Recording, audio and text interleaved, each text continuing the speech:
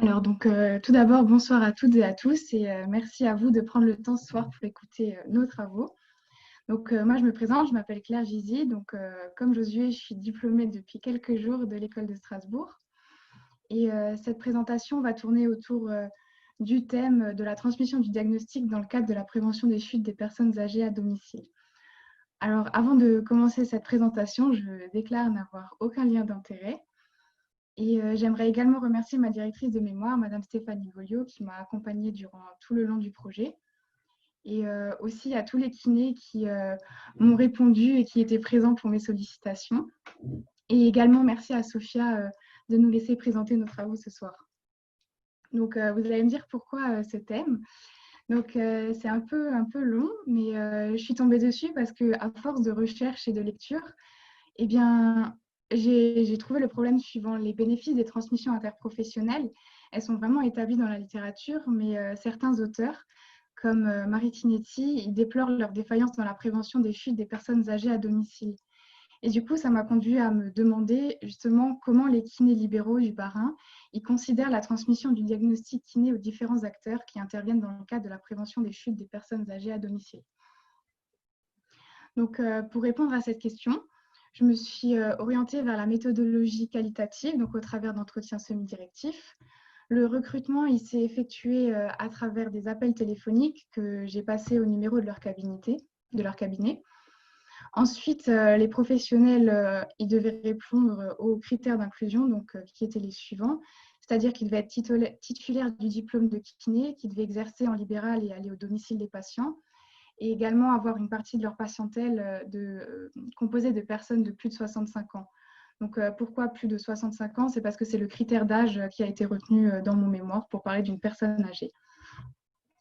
Comme vous pouvez le voir sur mon schéma récapitulatif, sur les 43 professionnels contactés, après les critères de non-inclusion, après les refus, les perdus de vue, au final, j'ai pu réaliser 7 entretiens semi-directifs entre octobre 2019 et janvier 2020.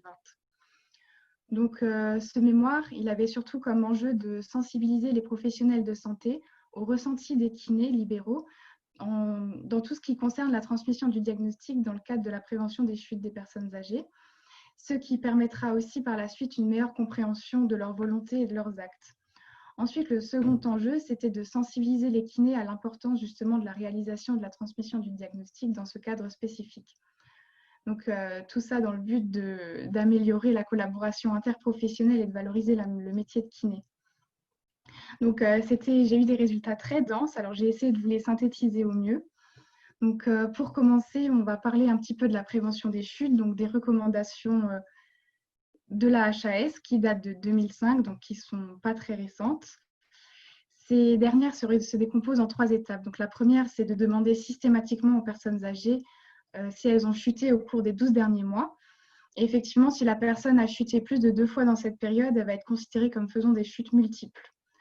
Ensuite, la seconde étape, ça va être de rechercher et de mettre en évidence les facteurs de risque.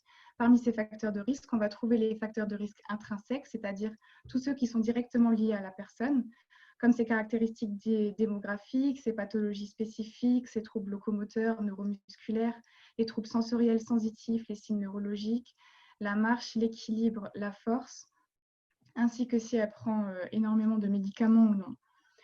Ensuite, on va également trouver les facteurs de risque extrinsèques, et là, ce sera plus le comportement et l'environnement.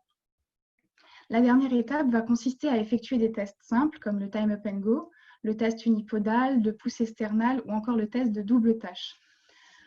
Lors de mes entretiens, j'ai justement interrogé les kinés sur leurs connaissances concernant la prévention des chutes, c'est-à-dire comment ils dépistent et comment ils évaluent le risque de chute d'une personne âgée. Si on compare justement aux dernières recommandations de la HAS, seulement 2 kinés durant les entretiens ont évoqué la recherche des antécédents de chute. En ce qui concerne les catégories de facteurs de risque, il y a 3 catégories qui ont été évoquées par tous les kinés. C'était les troubles de l'équilibre, de la force et de la marche, l'environnement et le comportement. Et les participants, en fait, ce qui ressortait vraiment des entretiens, c'est que les participants, ils semblaient vraiment attachés au fait que le lieu de vie des personnes âgées constitue un risque majeur. Et beaucoup de kinés interrogés ont parlé de la solitude et de l'isolement qui pour eux était un risque de chute majeur. Concernant les tests, eh bien, seul le test, le Time Up and Go a été évoqué, le test de Tinetti, mais cependant, le participant qui a évoqué le Time Up and Go disait ne pas le faire à domicile parce que c'était trop contraignant et qu'il n'y avait pas forcément la place. Et le participant qui a évoqué le test de Tinetti, il ne mettait pas de score à ce test-là. Et en général, donc les kinés s'appuient en majorité sur leur ressenti, donc plutôt sur des données subjectives et non des données objectives. Donc, comme vous avez pu le constater, il y avait des écarts entre les recommandations et les pratiques, mais ces écarts peuvent s'expliquer de différentes manières. Donc, premièrement, concernant les facteurs de risque, c'est fort possible que durant l'entretien, ils n'aient pas forcément pensé à un facteur de risque, alors que s'ils avaient eu la personne en face, ils y auraient tout de suite pensé, ils ne l'auraient pas oublié. Et concernant les tests, quand on s'intéresse un petit peu de plus près dans la littérature, par exemple pour le Time Up and Go test, on se rend compte qu'en fonction des guides de recommandations, eh ben, il n'y a pas les mêmes valeurs seuil. Et si on cherche dans la littérature, les valeurs seuil on retrouve une variation de 10 à 33 secondes. Du coup, ça peut être compliqué également pour les kinés d'interpréter ces tests. Concernant le diagnostic kinésithérapique, donc, lors des entretiens, ce thème, ça a vraiment été le plus compliqué à aborder parce que les réponses, elles étaient toutes très générales, assez vagues. Et les kinés, ils avaient vraiment beaucoup de mal à associer le diagnostic kiné au contexte de prévention des chutes et de gériatrie. Et pour finir, il y avait aussi beaucoup de confusion entre le diagnostic et le bilan. Il y avait beaucoup de kinés, en fait, qui ne faisaient pas la différence entre les deux. Et il y a également 2 des participants qui ont souligné qu'il y a une différence entre son élaboration théorique et ce qui est vraiment effectué. Donc après, ce paradoxe, il pourrait aussi venir du fait que pour la majorité des kinés, le diagnostic, c'est justement un peu une notion floue. Mais après, justement, quand on cherche un peu plus dans la littérature, on se rend compte qu'il n'y a aucune définition qui fait consensus, que c'est vraiment un concept assez complexe et que chaque auteur, il apporte un petit bout de lumière à ce concept. Ensuite, la dernière partie de ma question de recherche, c'était la transmission de ce diagnostic kiné. Donc, au final, il s'est avéré qu'aucun des kinés interrogés ne faisait vraiment de diagnostic dans le cadre de la prévention des chutes, ce qui m'a amené à me demander au final ce qu'ils transmettaient. Donc, de manière générale, les kinés, ils préfèrent transmettre des faits, comme par exemple le contenu des séances plutôt que leur diagnostic. Donc, la majorité des participants estiment aussi que leurs transmissions sont essentiellement à destination du médecin, ce qui, dans un contexte interprofessionnel, pourrait parfois exclure les autres acteurs. Cependant, après, je me suis aussi un petit peu intéressée à qu'est-ce qui les freinait dans cette transmission. Et beaucoup m'ont évoqué de nombreux modes de transmission et qui ne savaient pas vraiment quel outil choisir, si le téléphone était mieux, le mail, peut-être que ça pouvait passer à la trappe, la lettre, ça mettait trop de temps à venir. Et ensuite, il ressort aussi que les participants, ils sont plus enclins à transmettre quand ils connaissent le destinataire ou alors quand c'est vraiment une situation d'urgence. Ensuite, les kinés interrogés, ils ont des connaissances empiriques en ce qui concerne les rôles des autres intervenants à domicile. Pour finir, les kinés que j'ai interrogés, souvent, ils ne se sentent pas reconnus à leur juste valeur dans la prévention des chutes. Et on retrouve dans le discours des professionnels de nombreuses difficultés à appliquer la prévention des chutes à domicile, justement, et surtout telles décrites dans la littérature, et surtout à transmettre le diagnostic kiné. Donc, à la suite de ces résultats principaux, de ces constatations, il y a quelques petites perspectives cliniques qui ont émergé. Et pour commencer, il semble essentiel d'avoir conscience de l'importance d'une prise en charge interdisciplinaire dans la prévention des chutes, qui passe par la transmission, entre autres pour les kinés, du diagnostic. Donc en effet, si chaque professionnel de santé il agit isolément, il y a des éléments essentiels qui risquent de ne pas être détectés ou pris en charge par les différents acteurs. Bien que tous les kinés interrogés se sentaient vraiment impliqués dans cette prévention, la prise de conscience peut parfois s'avérer compliquée. Donc, parmi les solutions qui seraient possibles d'apporter, ce serait premièrement la mise en place d'un outil de communication qui serait adapté, accessible et surtout adopté par tous les professionnels de santé. Par la suite, ce serait aussi intéressant au final d'organiser des réunions ou des repas où chaque professionnel peut vraiment discuter de sa prise en charge, de ce qu'il fait, de ses compétences, pour qu'il y ait un peu une cohésion qui se fasse. Et aussi, une meilleure communication passe d'abord par une meilleure connaissance justement des différents acteurs. Même si ça demande du temps, des efforts, ces derniers vont être récompensés par justement le sourire de nos aînés. Donc voilà, je termine ici ma présentation et j'espère qu'elle vous a plu, qu'elle vous a permis un petit peu de réfléchir sur ce sujet. Et voilà. Merci Claire, merci beaucoup. Alors, est-ce qu'il y en a qui ont réfléchi et qui ont envie de poser des questions à Claire? Vous pouvez prendre la parole, hein. On est une petite trentaine sur le Zoom. Vous pouvez prendre la parole directement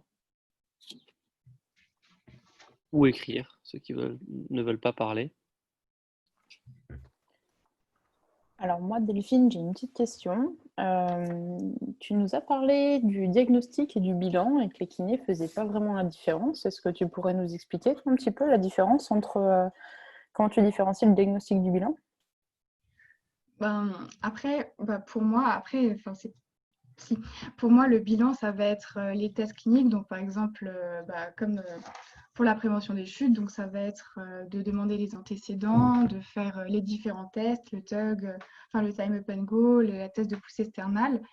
Et le diagnostic, au final, ça va être l'interprétation de ces tests. Ça va dire, donc voilà, en fonction du bilan, ce patient, je pense qu'il est vraiment à grand risque de chute et il faudrait peut-être soit le réorienter vers le médecin pour, je ne sais pas, par exemple, faire un hôpital de jour en gériatrie pour qu'il puisse faire un bilan complet.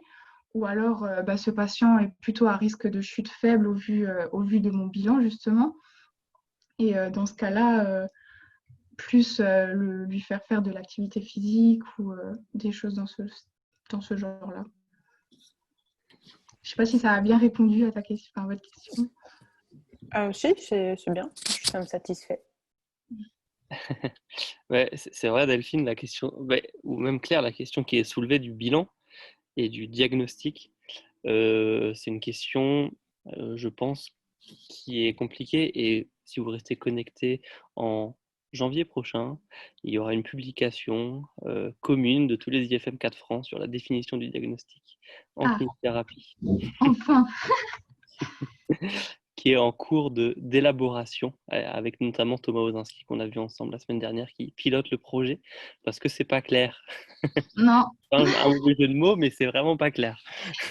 Non, c'est vrai que j'ai passé des heures et des heures à essayer d'en trouver une ou même qui se ressemble et au final, Ça n'existe pas. non. Voilà, on espère l'an prochain qu'il y aura quelque chose et sur lequel on pourra se baser, puisque c'est vrai que maintenant les kinés doivent faire un bilan et peuvent le facturer et doivent le transmettre aux médecins prescripteurs. À suivre, affaire à suivre. Pour ma part, j'avais une question. Je vais revenir parce que Claire, tu as interrogé au final 7 personnes après en avoir contacté 59. J'imagine qu'après avoir expliqué le sujet, il y a un gros biais de sélection. Ce sont des personnes qui ont répondu, qui qui sont intéressées en tout cas par la gériatrie. Et ça m'amène à m'interroger, moi, sur le reste, enfin, sur l'identification ou la prise en charge, ou en tout cas dans le cadre de la prévention des chutes, ou dans un sens un peu plus large. Enfin, ça m'interroge à ce niveau-là. Je n'ai pas vraiment de questions, mais c'est ce que je voulais dire.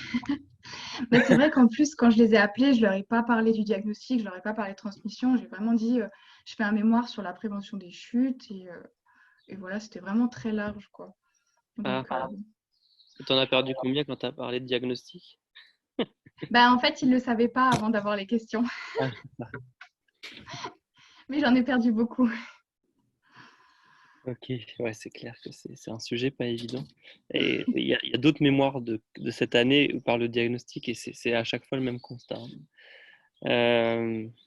Ok, c'est peut-être un sujet en soi, le diagnostic pour les K3, les K2 qui nous écoutent là. Ok, est-ce qu'il y a encore une question pour Claire? Non, il n'y a pas de question pour Claire, mais j'ai noté sa perspective, en tout cas, sur le travail pluridisciplinaire, en tout cas de pouvoir rencontrer et échanger avec les autres professionnels de santé. Et en tout cas, j'ai noté l'envie de Claire et je pense que Sophia a sa place là-dedans.